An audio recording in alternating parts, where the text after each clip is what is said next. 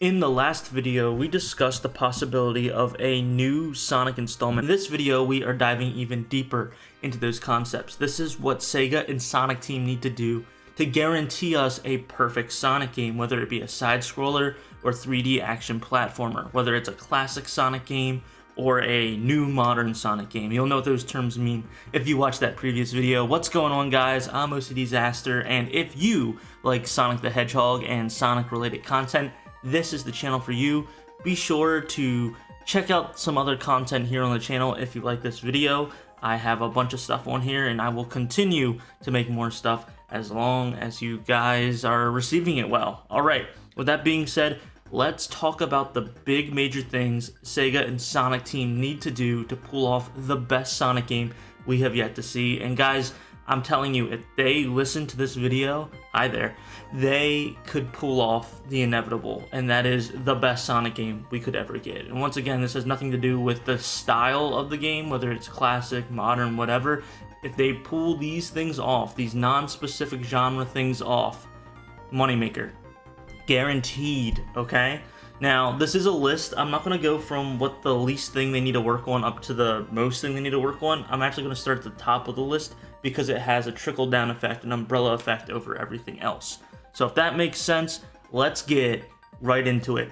The number one thing a Sonic game needs, better controls. You need to be able to control Sonic a lot better than these previous games. And I'm not talking about being able to pause and then micro adjust all the little different settings.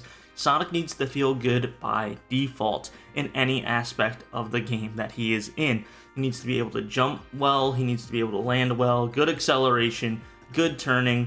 And yes, I understand if he's at top speed, you want to make the controls a little bit more looser and uncontrollable to give you that sense, but it still needs to be fair in the sense that you won't just run off the stage or run right into an enemy.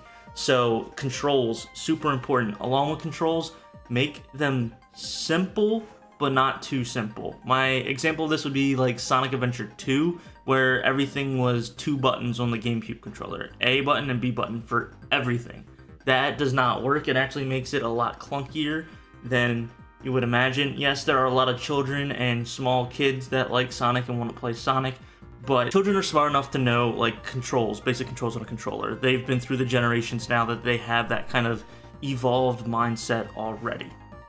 So with controls out of the way, those are the biggest, most important things. You need to make sure those controls are crystal and amazing. And what I also mean by this is that the playtesters need to be controlling Sonic and being like, this feels good, let's keep it, or hey, this needs to be tweaked. And that needs to be a priority, not an afterthought, even if they are a little bit rushed in the development of the game. I feel for them in that regard, but this is something that would go miles and miles away, because I don't think any Sonic game has really felt good with controls, unless you're talking about the really classic Sonic games, or maybe I wouldn't even consider like Adventure or something like that good controls, because it just, once you go fast enough, it just becomes a disaster. So yes, please work on your controls, Sega and Sonic Team. The next thing is the level design. The level design needs to be fair platforming, right? So what do I mean by this? Almost all Sonic games are platforming, regardless of the type of Sonic game it is. You stop and then you have to do some platforming segments, or you're going fast and you have to do homing attacks or jump from ledge to ledge. It needs to be fair. A lot of Sonic games, even from the very first Sonic 1, is you go fast and you kind of just trial and error it. You might fall off into a pit, you might run into an enemy that you didn't know was there, you might not jump perfectly onto the spring even though you need it to, and it's kind of like unfair. It's punishing to the player and it's not fun. Yes, it makes the replayability a little bit better because you learn from your mistakes, but that's not really that rewarding when you think about it. So fair platforming is the second biggest thing they need to do for a really good Sonic game. They need to tighten that up. They need to make sure that the controls are good, like I said before, that the platforming feels good, that the platforming is fair, and you have enough scope. You're able to see enough in your distance, your field of view, to know what's coming next. You have enough time to react to it while still feeling fast. It will be a little bit more complicated, but they really need to do that. In addition, the design and assets of the levels need to be unique. They need to be stylized. We can't just keep rehashing the same textures from previous games. We can't just keep seeing the same basic city or chemical plant zone or green hill zone. Like, it's getting very, very tiring.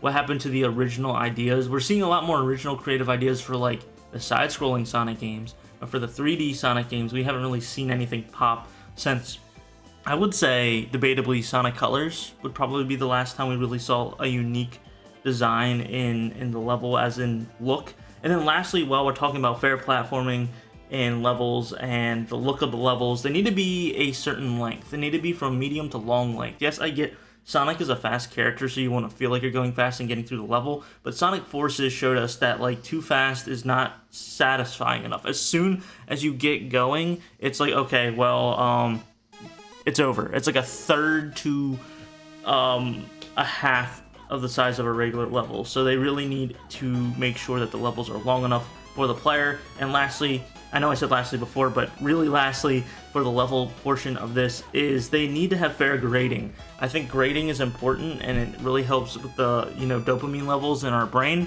when we're playing video games, and it can't be as too punishing and harsh as Sonic Adventure 2, but it also can't be too easy as Sonic Generations. So let's go back. Number 1, controls. Number 2, fair platforming and level design. What is number 3? Number 3 is gameplay diversity and fun boss levels, which kind of fall into that same sort of zeitgeist. And what I mean by gameplay diversity isn't like you have to completely change how you're playing in the middle of the game, like being Sonic 1 second and drastically changing to a completely different moveset later. Just having some things broken up naturally to make sure you don't feel like you're just playing the same thing over again and repetition.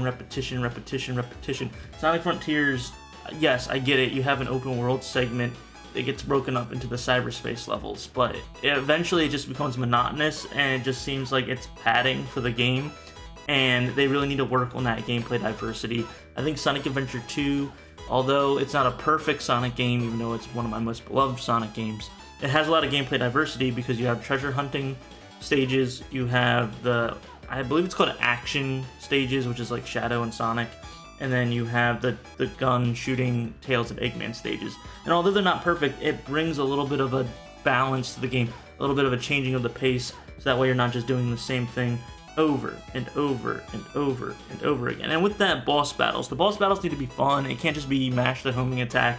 Have different patterns, different difficulties for the boss battles. It doesn't need to be a super hard game. It doesn't need to be like Dark Souls. It's still a Sonic game. But having that diversity in there would really make things pop. So we have controls, we have level design, we have gameplay diversity. The fourth thing is having an actual direction for the game and a good story. Now, it doesn't need to be Last of Us level storytelling in a Sonic game, but it needs to have a, you know, originality to it, make it memorable. Sonic Frontiers is in the right direction, but I still think they reused a lot of the same old tropes from previous Sonic games. With an actual direction on where we want to go, not just pulling references out of a hat or kind of redoing the adventure stories with like Chaos, but now it's the Ancients. Let's really work on a good story that might even have an original character added in.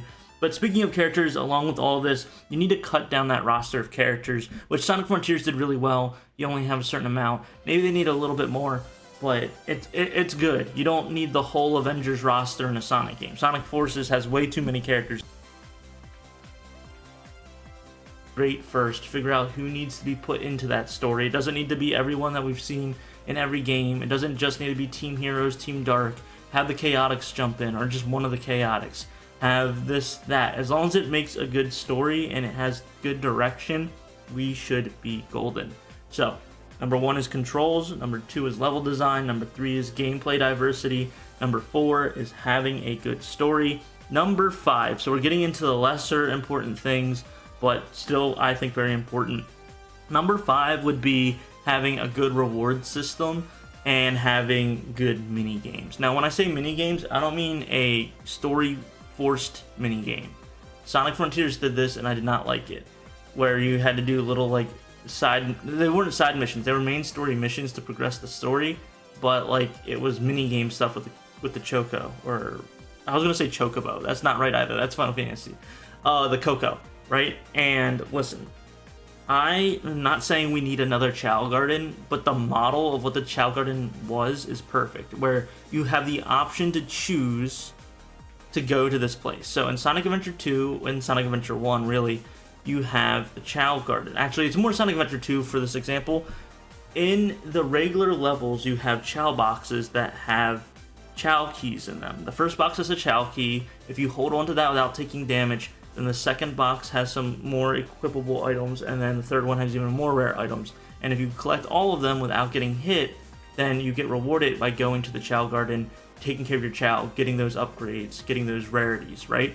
If you get hit, it just resets to the key, and then you have those 3 chances, and if you still don't have the key by the end, you don't go to the Chow Garden. But then later, you can go into the stage select and go that way, so it's not completely locked off in that regard. This is a good minigame system, because it's not forcing the player to jump out of that immersion of the story, but if they so choose to, they want the option, it's there. It's not just forcing them to do mini games. So I want to make that very clear. That's what I mean by mini games. Something similar to the Chow Garden. Doesn't have to be the Chow Garden, but something similar. A mini game that I really don't like that also served the story though is in Sonic Adventure DX or Sonic Adventure 1, where you're flying in the plane. That's more so a control thing. It just didn't feel good, but like that always took me out of it, along with the Sonic pinball level. So that's what I mean by mini games, and then rewards just for that dopamine level, like along with the grading system, maybe unlocking some stuff. I really like the cosmetics actually in Sonic Forces. Maybe unlocking cosmetics for just regular Sonic characters, not having the OC come back in any capacity, please God no. But unlocking stuff as you do better in each game, or each level I should say. Sonic Generations, you get points, skill points that you can use for stuff, which might make the game a little bit too easy, but something in that regards where your brain is just really, really happy about what it's seeing.